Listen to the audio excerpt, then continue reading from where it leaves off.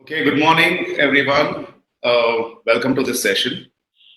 This is about entrepreneurship. It's a very open-ended session where we do not really have any set agenda. We will interact with each other, try and understand how entrepreneurship is meaningful to people here, and how we can add value. We are going to talk about a few things which is relevant to starting up. What's been my journey as an entrepreneur, and if you have any questions or any concerns regarding a startup or funding or your technology, this is the time to talk about it. So, somebody speak up. Hello, sir. I'm Hassan again. Yes, sir. I'm actually working. I was actually working on a startup before. It was based on an electric scooter. Oh, So nice. actually dropped it off.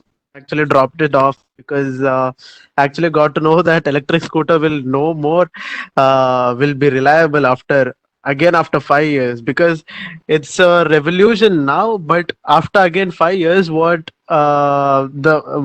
people might think is that battery will again become an e-waste.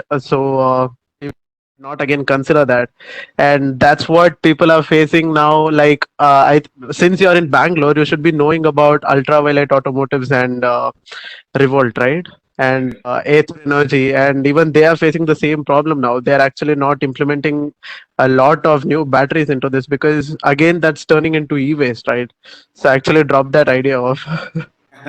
Okay, it's a little far So fetched. what do you say about this? I don't think uh, it's in the next 5 years at least this issue is going to come up because yeah, it's a long story in terms of something coming in and then becoming obsolete. It typically takes about 15 to 25 years. So right now, people are trying to figure out how to phase out diesel engines. Then they'll talk about petrol. Then they'll come into electric vehicles. And then, if we have some other technology which is better than batteries, because at this point we do not have any technology which is better than batteries, which is scalable, right? So until we have an alternate solution of storing energy or creating energy on the go for mobility solutions, I think battery is the only way forward. So in my opinion, I don't think the problem that you're talking about does exist of e-waste, but I think that's going to take at least another 15 to 20 years before we shift to some other type of technology, right? But so actually, like what I have observed is let us consider revolt, or let us consider Aether Energy, or even considering ultraviolet automotives. Like they actually started it up, but they're not able to expand it. So I'm not actually able to understand the reason. That's because there are many reasons for that. Okay, so I don't want to study their business model at this point, but when you're doing a hardware startup, when you're talking about change in perception, change in adoption for various companies and people, it takes some time, right? Because as a customer, I would prefer a bike which has good Yeah. sound, Royal Enfield, which makes noise and it's bulky, it's strong, it's powerful. So if you ask me to ride a bike which doesn't make any noise, which just goes like a smooth thing, it's a transition. That's one part. The second part is people are still worried about the vehicles being expensive, whether they'll be able to charge, whether they'll be able to go for long drives, and all of these concerns are still there, right? So adoption is not easy. The question is, if you have 1 lakh rupees, will you buy a non-motorbike or will you buy an electric bike, right? Only maybe 3 or 4 people out of 100 will say, I will go for an electric bike. The remaining 95 people will still say, I would rather prefer a petrol two-wheeler motorcycle, right?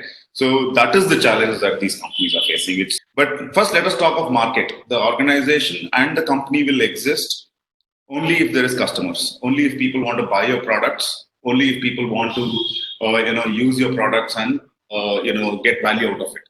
So the first question we need to ask is, do we have a market? Is the market ready for my product? That's the first question. It's a question of good and bad. It's a question of demand versus supply, Uh-huh. right? Yeah. So we need to look at it that way first. Then try and incorporate into your business model social angles, something which is meaningful and value for everyone and not just one part of the society, right? But the first and foremost point is to see if there is demand and how to meet the demand with your supply, right? So broadly, I think the thought process should be one step at a time, rather than okay, what happens after 5 years or 10 years, right?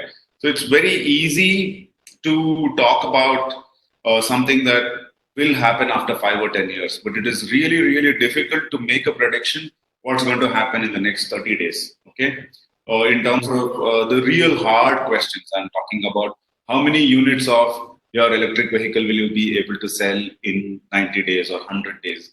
That's the question that you should be able to answer first. Then, how many batteries and how will you dispose will become a secondary question after maybe 18 months or 1 year or 2 years into your business. So, I would like to see it that way. Take and address one problem at a time. You will never ever have a one size fits all solution for your product or your company, right? Your idea, anything that is. There are going to be loopholes. There are going to be trade offs and sacrifices. But the big question we need to answer is, are people finding value in what I am providing them, or they are not, right? That's the only thing that will answer your question. For instance, today, if in the next 15 minutes, if you find this session not useful, all of you are going to just drop off the call, right? So that's it. So now, if I start thinking about my content on the second half of the workshop without people really staying back, then there's no meaning. So my first objective is to add value to you people here right now, right? What is meaningful for you. If I figure it out in the next 5 minutes, and if you figure out in the next 5 minutes that yes, you're going to get value in this session, then you will stay, right? So that is how entrepreneurship should start, right? So yes, I'm not sure if I was able to address all your points, but kind of wanted to set the context in the thought process of setting up a company or starting. A lot of students who come to me and say, I have an idea, but I won't tell you because you will copy, right? That some people say that, and if you people go out somewhere and sit with friends on a party or something, there'll be some 100 ideas that will come. So it's not about the idea that it is so important. Then to look at how you can take that idea to implementation. So it's about the implementation that is important. So it is not about the idea. Then it is about how you take that idea into context and how you scale it. So if you want to take down some notes here, I think the first and foremost thing is, don't great ideas are very important, but it does not mean anything in terms of taking your startup or your company to the next level. Something which is even more fundamental than just having an idea. Can somebody guess what could that be? There is somebody called an entrepreneur. You know? A leader. Yes. So the person who wants to start, right? That is the most Leader. important. Not a leader. Forget about leadership. No, let's not complicate it here. I'm trying to make it very, very simple for you. Entrepreneurship is one aspect where an entrepreneur is involved. So what I mean by that is, it's not about the idea. It is not about the product, but it is about how useful or how meaningful it is to people. Because in the end of the day, you're building this solution for people, right? So if you think about it this way, right? One, you have an idea. Two, you have the market, and there is this fit that you move from an idea to the market, and why the market will pick it up is the value proposition. So being enterprising is about bringing out value. So if you rephrase this whole question of the idea that you have in terms of bringing in value, then the whole point of entrepreneurship starts. Okay. So let me just break this down. Actually, let me just add a slide here and break this down. Right? These are the basic ingredients that we start with, right? So typically, people think, oh, I have an idea. Like for example, I think we had two people talk about their basic idea that they have. One of them was talking about pets and a wearable device. Somebody else was talking about how electric vehicles could be meaningful and how it could not be meaningful in the long run and things like that. So these are essentially revolving around an idea of a wearable device for animals, or it could be around electric vehicles. That's the idea. Now the bigger question we are trying to ask is there market?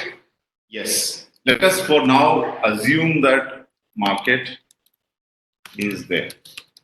Right? Let us just assume. It's an assumption because we need to start somewhere. The question now is value. Right? Do we have value in what we are talking about? Value is something that does not have a money aspect or a material aspect associated with that. Value is always a perception. Value is always something that what you and I or anybody else thinks about how meaningful it is to you or me or for everyone. And that is where this word becomes very interesting, right? Enterprising. Having or showing initiative and resourcefulness slash usefulness. So in the end of the day, if a particular startup is successful, if a particular idea is successful, if somebody goes on to become a $1 billion company or somebody goes on to become whatever, right, really, really large scale, then it just means one thing at the core level, right? Not always, not everything, but at the core level, it just means one thing that they have figured out how to add value to the end user or the customer, right? So that is the bottom line. So if we flip the whole process of entrepreneurship from this scale or from this viewpoint, then automatically things will fall into perspective. Now let me take one more step back. Now, when we talk of value, whose value should we start with? Where do we're talking about entrepreneurship. So whose value or what value is it that we start with? Who is most important? Let us see. This session is about entrepreneurship, and I'm going to not talk about fancy things here. I'm going to talk about my experience, and I'm going to talk about what I think is true. Customer, no, not customer. Entrepreneur, yes, Neha, I think you got it right. It is the entrepreneur himself or herself, right?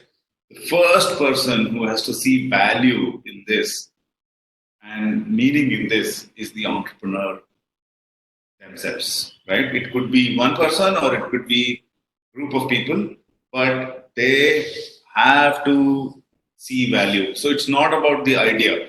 It's not about like, oh wow, I'm going to do this. This is great. That's excitement. But in the end of the day, you need to see value.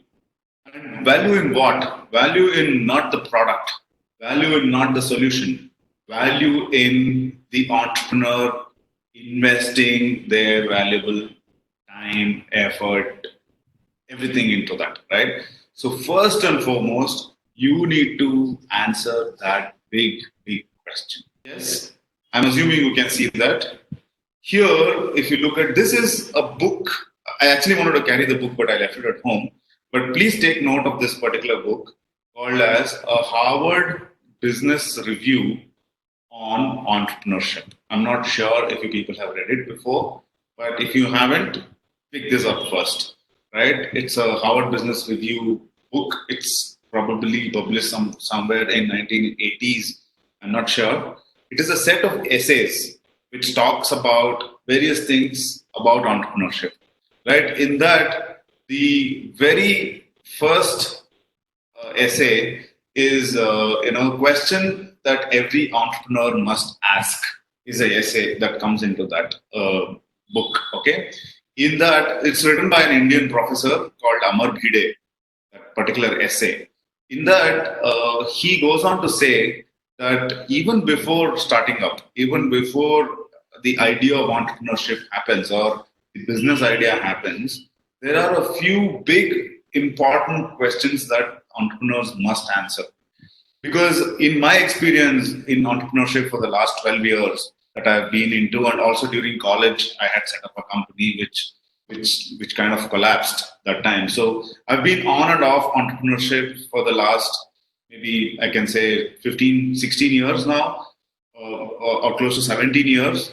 But then actively being an entrepreneur for the last decade, the last 10 years, I've been doing something on my own, setting up companies and investing and few things like that. But then the core issue that you need to address is, um, first, if you see the first circle on the top left, are my goals well defined? We are talking about you here as individuals, and let us address this very very important thing, because lot of the times when I attend sessions or when I have seen this lot of online entrepreneurship videos and courses and books, usually people start with idea, people start with a business plan, people start with how to build a team, how to do this, how to get funding, blah blah blah blah blah, everything. Okay, all of these are important. I'm not saying these are not important. It is very, very important.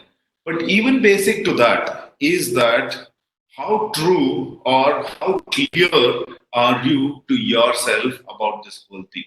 And it is not about that particular idea of electric vehicles. No, it is not that idea of setting up a website or starting something in online space. No, or about something to do with animals and things like that. No, no, no.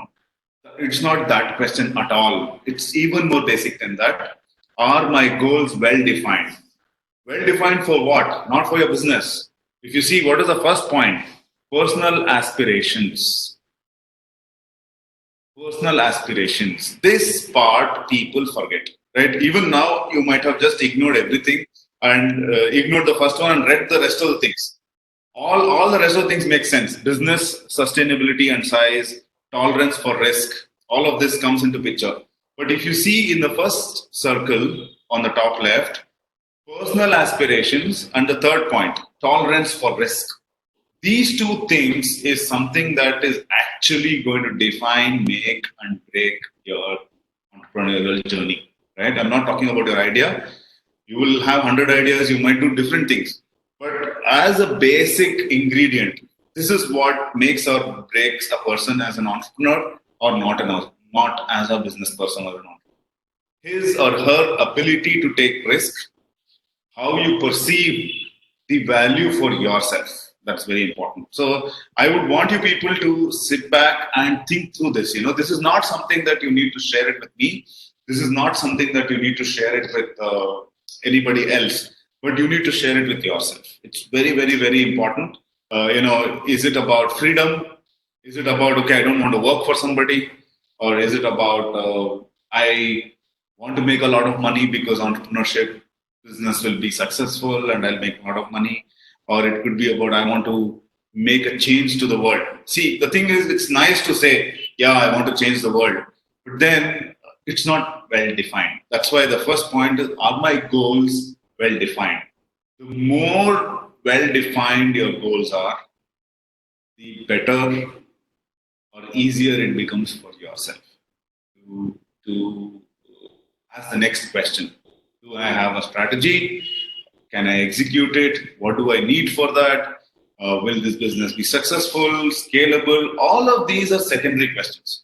The primary question and the very first question people always ignore is personal aspirations. What they want out of this. So please take a note of this. I would urge you to spend at least one full day about this, right? When you're relaxed, you just put this down on a piece of paper. You don't want to share it with anybody. But if you are clear about this, yes, it's okay if my idea does not work. It's okay if I try this for the next 6 months or 1 year. but I want to do this because this is what it's going to give me. Right? It's going to give me satisfaction in this way. It's going to help me make money. It's going to help me look at my career in the future, whatever it could be. I don't know. Once you're clear about that, the rest of the things fall into place because you don't have to now further go and convince yourself. Is this point very clear, people? Is this point very clear? That the most important aspect of entrepreneurship is to look at yourself and be true to yourself about that. It might sound very philosophical. I agree. What is this? This person is coming here and doing some philosophy about looking inward. No, no, no. I'm not even telling that. All I'm trying to tell is, in the end of the day, if you have to talk value to people, you need to see value in this whole process yourself. I'm talking about the process. Then we'll come to the solution. Then we'll come to the product. Those are later. But the process of entrepreneurship, you should be finding value. And that value should come not from what people are saying around you, but it is more of why you want to do it. Right? So that is probably where we start. Okay. So that's the value that I'm talking about here. This value for the entrepreneur. Value for the entrepreneur itself. Then we look at the market, idea, and everything which comes as a secondary aspect.